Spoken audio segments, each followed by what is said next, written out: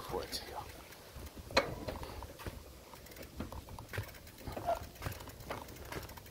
I like how they put all these boardwalks in.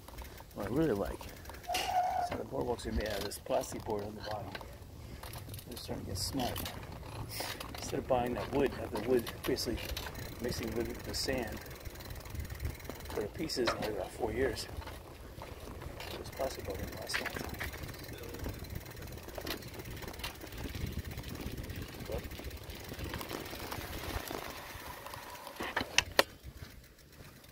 Where you going? Hello.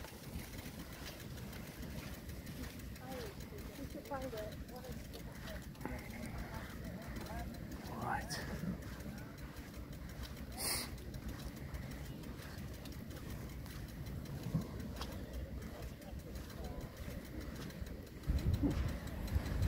Alright, this beach here still is high tide, but it's a little flatter than Tarpon Bay Beach. This is Nerita Street Beach.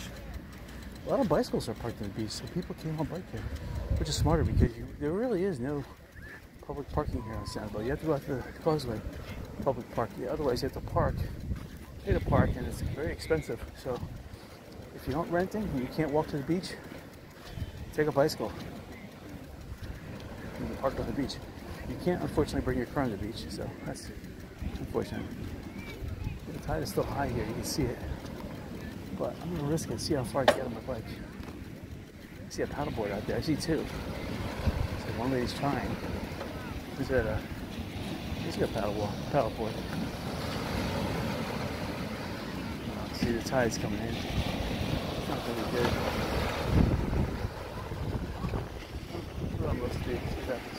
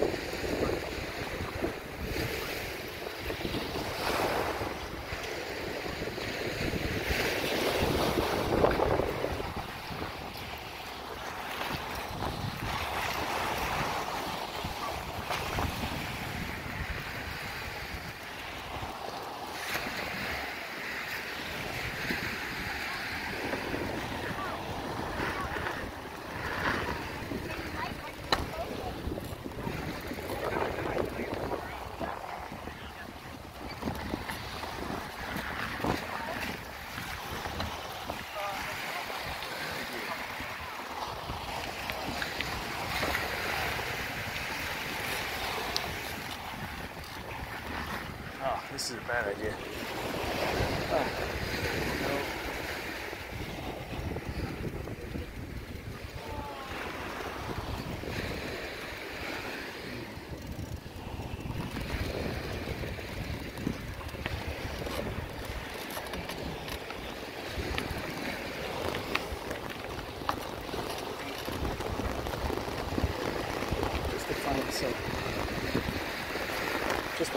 Oh my god, there's tons of sand traps all over the place. The sand is soft, it's not hard.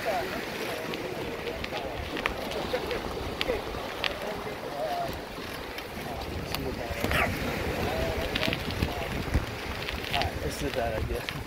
It's just, the tide is too high and the sand is just not packed. There's this little hollow here. This depression is slightly harder, but look. On the next beach exit we'll find. We'll have to exit the beach because it's alright back here, but there's not that many big shells, thank goodness.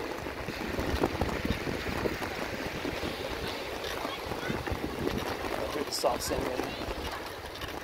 As long as you can go straight on the soft sand without turning, it's alright.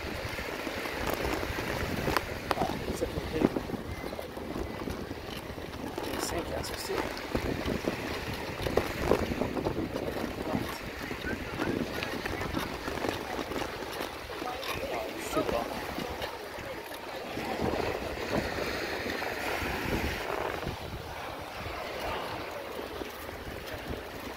Check out that level.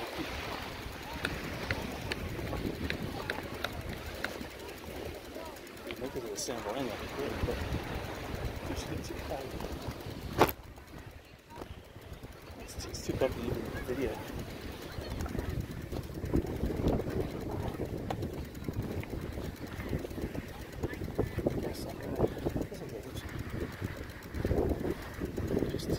Sanibel Island is crowded today. Just everyone is renting. Everyone on the beach enjoying themselves. Unfortunately, the tide is high.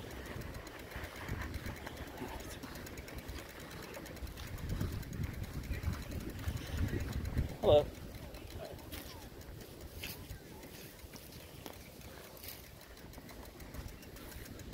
Alright, so we're going into Loggerheads here. This was built in the... I started building it in the 70s. They weren't really done with it until almost 1980. The developer had some problems, so they were going in and out of business. And they were building it.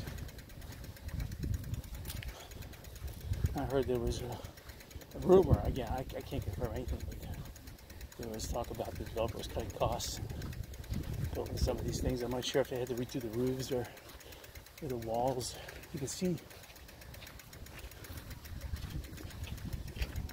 look, see on the left-hand side, there's posts holding up the floors. I'm not sure if they had to, that's part of their association dues or not, probably not. Some of that.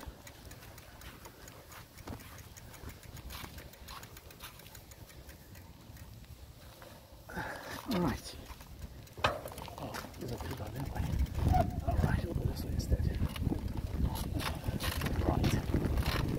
Oh, so you guys are still with me. The bumps have to cause the camera to turn itself off. Oh, see, when you bicycle about 2-3 miles an hour, you feel that 1 to 2 mile per hour breeze, but when you're just walking, you notice the breeze, but you don't really feel it. But when you're going 2 to 3 miles an hour on a bike, you feel it, it feels good. That's cool. Really beautiful. You're jumping right now. I got my bathing suit.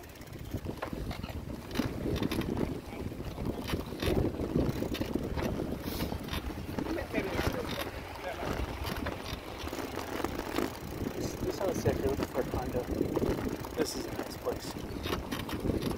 Nice driveway, nice parking lot. Nice big grand area here in case you have kids who just want to kick them all around. This is really nice. Play frisbee. Yeah, if you have a dog, obviously this is a nice spot. And if you have a bicycle like me, this is a beautiful sidewalk. It's gorgeous. It's all over the beach. Nice.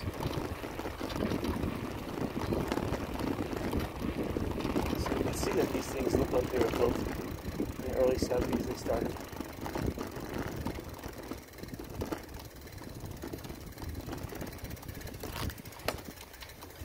All right. I think we're going to a dead end here. Well, not yet. Still got some room to roll. I think they're going to come to the dig. Hope nobody jumps out of their apartment. Nice and cool in the shade, though. It's always 5 degrees cooler. Oh, I see a ramp. Oh, nice.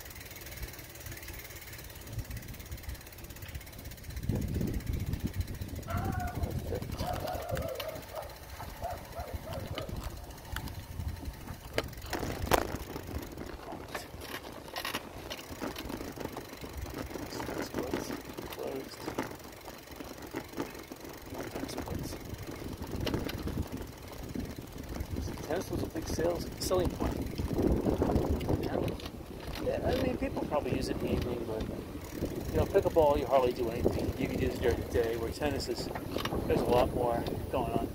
This is Beach Road straight ahead of us. That used to be a through street. That used to be, in fact, Lynn Green was built after this Beach Road. Beach Road was built pretty much for concrete trucks, so they wouldn't tear up the main roads. And Beach Road used to be just a sand road. It's one of the, even back in the mid-'80s, it was the preferred area to live at. They were still building homes in that area. So, and you can get on the canal system, so if you own the boat, it was highly sought after. I mean, if you can't live on the water, let's face it, living on the water is where to be. But you know what? If you're not living directly on the water, it doesn't matter where you live in Sanibel. If you live even 100 feet from the water and you don't have a direct view, there's no point paying the property tax. The house on the left is in bad shape. A lot of people are looking at it. You know, it's on a major intersection. Now it's called Dante's. It used to be called the Brass Elephant Restaurant. Now it's called Dante's. But anyway, living on a major road, I don't know. To me, you know, if you're going to sleep at night, you're going to hear people honk the horn and brake and constant traffic going by. Sleep is what I value the most. So clean air to breathe at night when you're sleeping, peaceful, quiet. That's the. You don't realize that 1/3 of your life is sleeping. So you really have to have a nice, restful sleep. And if you got like fires burning and people honking their horns and yelling and commotion, you can't sleep good at night, you're going to be irritable in the day. And that's not good for your health.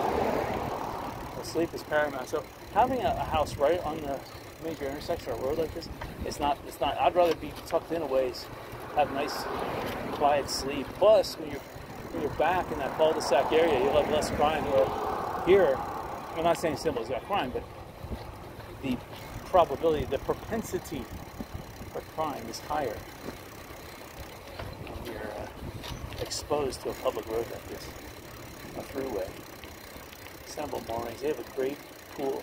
The pools are not heated, it's ice cold, but you know what? When you get off the beach, you jump in, totally refreshing, totally refreshing. And they have a canal pool too. It's forgotten about for the most part. If you stay at the moorings and the pool in the middle of the complex is being used, then you go to the pool on the canal side. Yeah, it's tucked away, but it's a little bit smaller, but it's still beautiful. This is San Juan West. My parents used to rent here, so I have just a kinship to drive in here. Because I used to rent here from 1971 through like 1995. They were always renting here, and we started off renting not on the beach. I ended up renting on the beach. I feel from all those years I have lived on vacation here.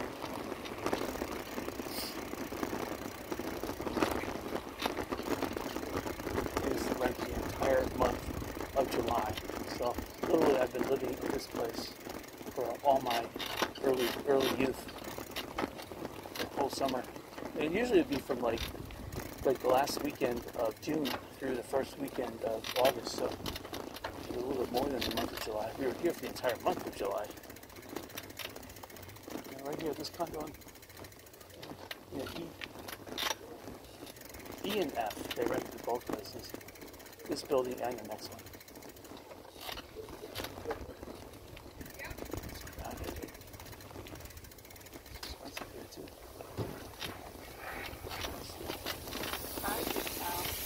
Rented it the other day.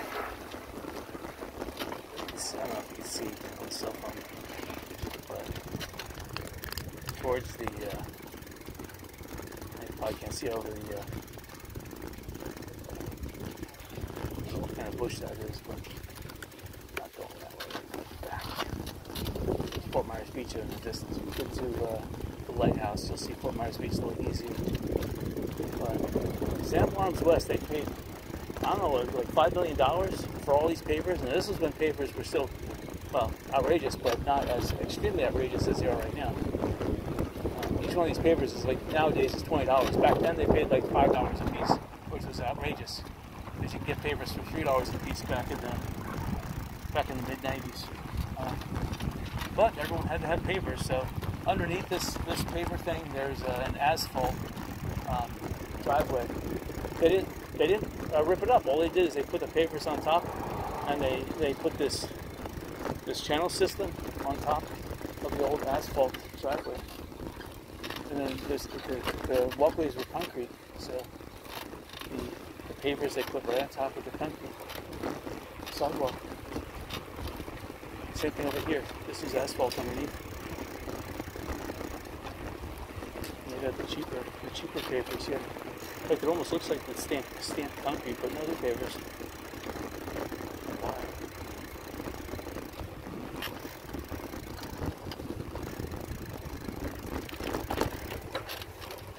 See the clouds are building up.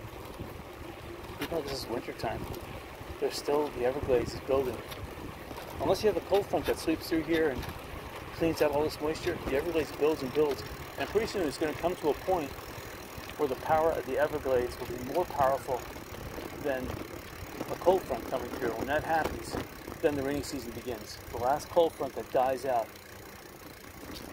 provides that last kind of spark of energy to create the rainy season. And then the convection cycle inside in the middle of Florida, there's the East Coast convection and West Coast convection.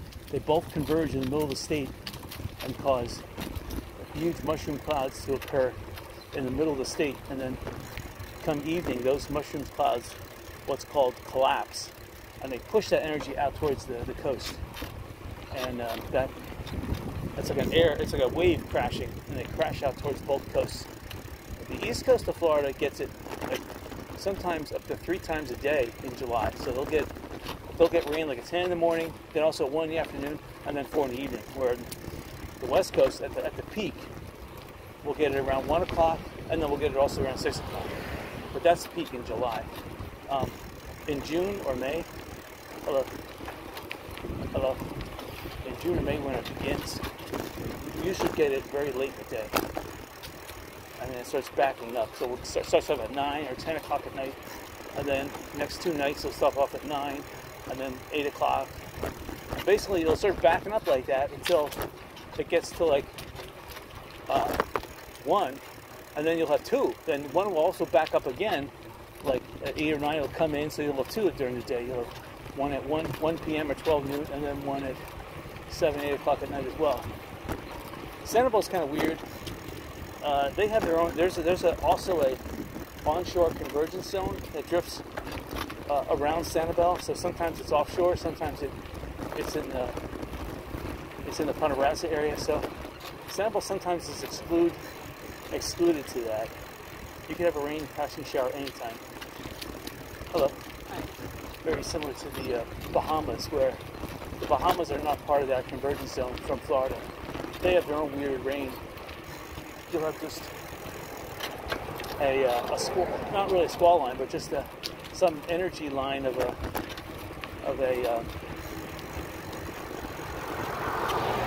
like a thunderhead squall line. Just they'll approach, and then dissipate and then completely dissolve.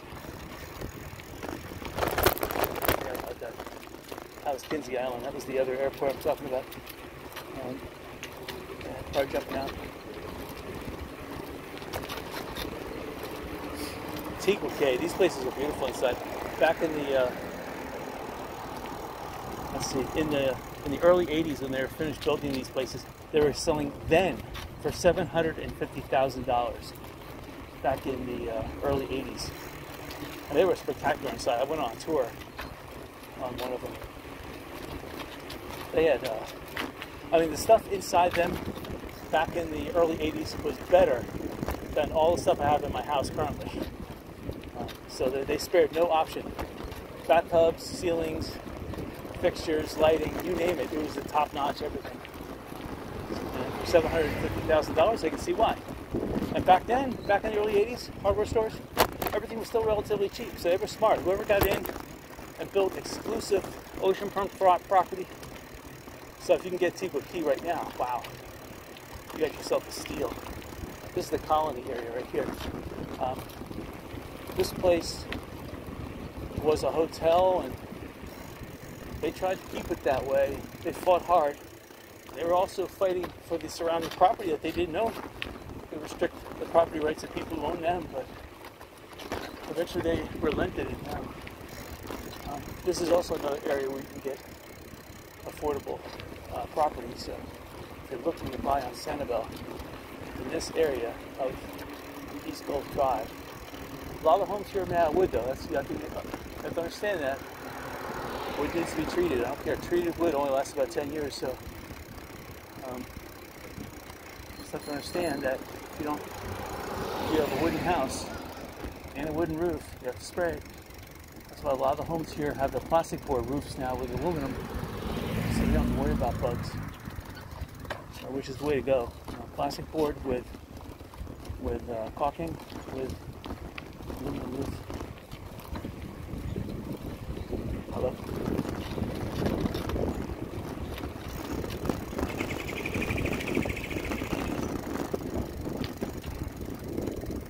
I can see that.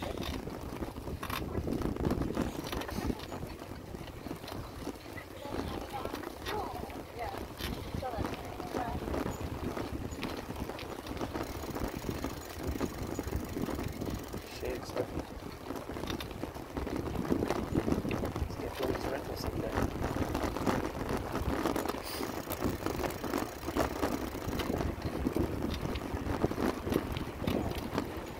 turn the camera up when we get up to the lighthouse again. I know you guys want to go across Santa Causeway, but I'm driving kind of slow.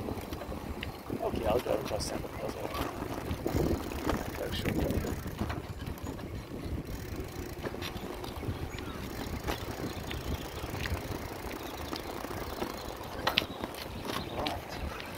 Oh yeah, I see the clouds are building. So we could be in for a little rainstorm evening. And we already had huge fog this morning. I told you about that. Actually, you may not have heard about that because the camera shut itself off.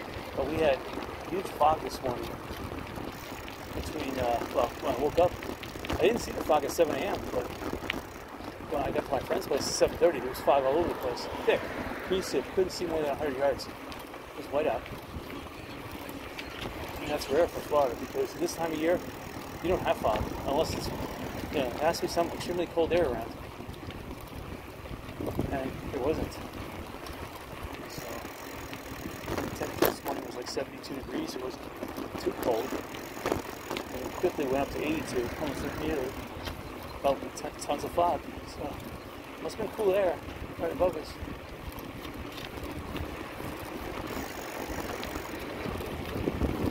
Now, if you want to buy a house also on the left-hand side, Ferry Road has little tiny 2-bedroom, 1-bath homes with no garage. Most of them are made out of wood, but still, and the price tag is ridiculous. You're looking at $500,000 at least. I could have got one for $100,000. This is going back 25 years. I wanted to buy it. Terrible. Should have. I mean, just renting it out. I could have rented it out for probably about $3,000 minimum back then a month. So it would have paid for itself in 30 some months. So it was a little over 2 years. Yeah, that was stupid. Oh, what are you gonna do? And that would be easy now. You rent it for a minimum of $1,000 a week. Easy. $1,000 a week. You have a line of people waiting around. More like $2,000 a week. $2,000 a week during season, easy. I see somebody's got a big tank with chlorine. Simple for chlorine, oxidized. More tennis courts. Again, it's a dark green now. I don't see the blue. Purple sometimes. Green on green. Hello?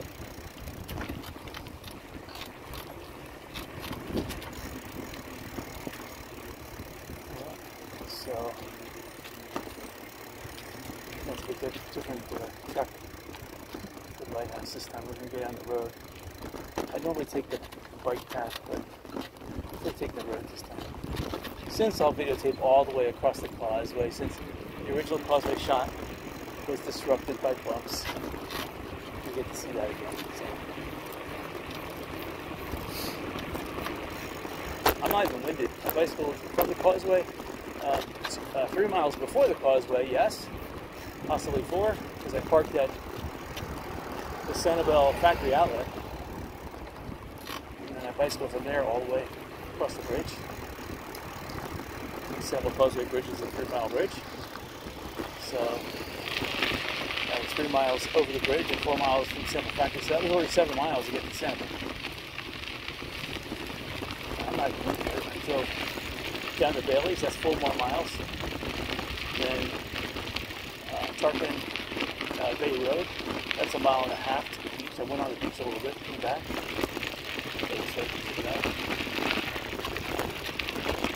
Those bumps. People have to pay for parking here. I wonder how much it is. That's a problem, you know, unless you're going to stay a whole day. But if you go to the water, you might as well go to the causeway. The beach is not as good there, but you know what? It feels like, you know, it's a nice kind of,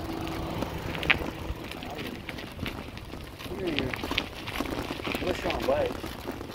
You know, you can park at Bailey Shopping Center and take your bike out, or you can walk from Bailey Shopping Center.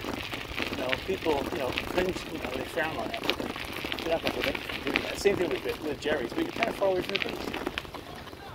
So I always bicycle out there. This thing.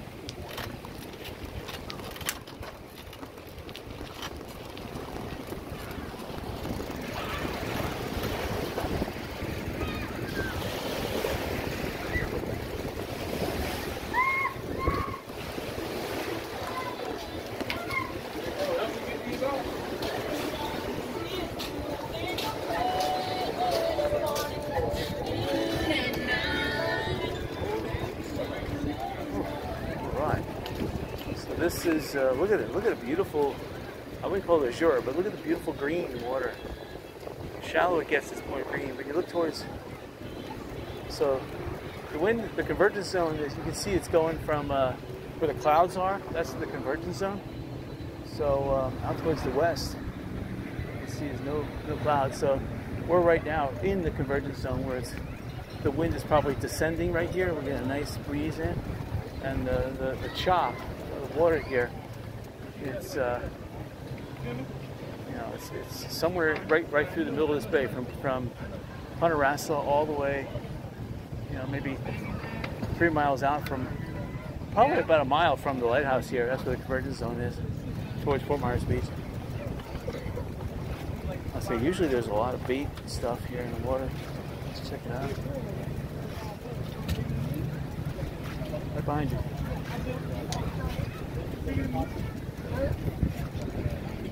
Now on this thing, look, yeah. And we'll get the joy here by this thing. I gotta do a wheelie on that bike. You know I can do a wheelie on that bike. Yeah. So I don't see any bait out there.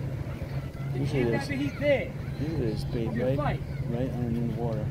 Thanks the setup for that shit, but we don't. Yeah, shit.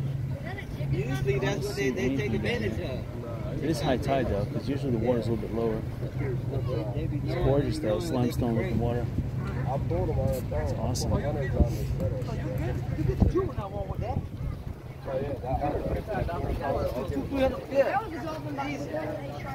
Oh, look at this.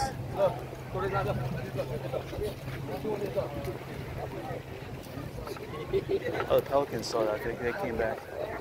Pelicans know sometimes they throw fish back. They don't go for them.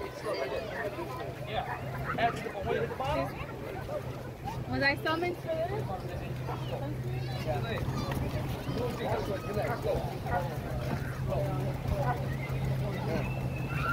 Some of these fish are too small to catch, so they measure them after too small. Some of them weigh them. Going back. And then the pelicans will grab them.